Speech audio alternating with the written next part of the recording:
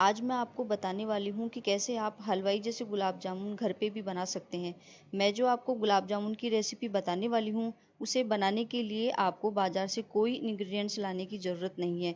आपके पास जो भी सामान अवेलेबल है, आप उसे गुलाब जामुन बना सकते हैं। जैसा कि आप वीडियो में देख सकते हैं, गुलाब जामुन बहुत ही सॉफ्ट और अच्छे कलर में आएंगे। तो बिना टाइम वेस्ट करे बनाना शुरू करते हैं।